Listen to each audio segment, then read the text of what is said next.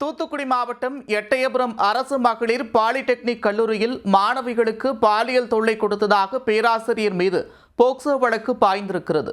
பேராசிரியரால் மாணவிகளுக்கு நேர்ந்த கதியின் பின்னணி என்ன?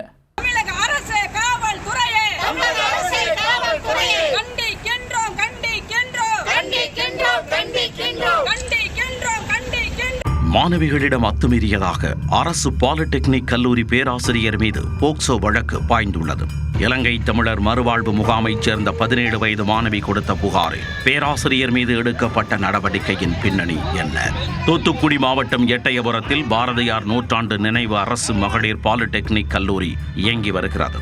இக்கல்லூரியில் 292 மாணவிகள் கல்வி பயின்று வருகின்றனர். பேராசிரியர்கள் மற்றும் அலுவலர்கள் என 59 பேர் பணியாற்றி வருகின்றனர். மாணவிகளில் 121 பேர் கல்லூரி விடுதியில் தங்கி பயின்று வருகின்றனர்.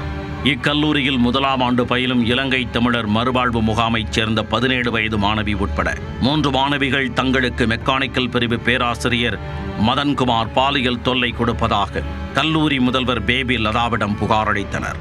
புகாரை பெற்றுக்கொண்ட பிரின்சிபால் பேபி லதா கல்லூரியின் பெண்கள் பாதுகாப்பு கமிட்டியிடம் அந்த புகாரை கொடுத்து விசாரிக்க உத்தரவிட்டுள்ளார். இதனிடையே அந்த கமிட்டியினர் புகார் அளித்த மாணவிகளை அழைத்து விசாரித்த போது மாணவிகளை மிரட்டியதாக கூறப்படுகிறது.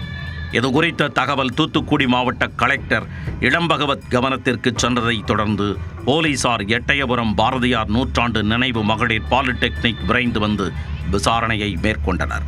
இதனிடையே பாதிக்கப்பட்ட மாணவியையும் பேராசிரியர் மதன்குமாரையும் விளாத்திகுளம் அனைத்து மகளிர் காவல் நிலையத்திற்கு போலீசார் அழைத்துச் சென்று விசாரணை நடத்தினர்.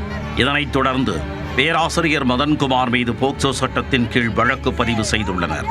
பாதிக்கப்பட்ட மாணவிக்கு மருத்துவ பரிசோதனை மேற்கொள்ளப்பட்டு அதன் அறிக்கை அடிப்படையில் கைது நடவடிக்கை இருக்கும் என காவல்துறை வட்டாரங்கள் தெரிவித்துள்ளன.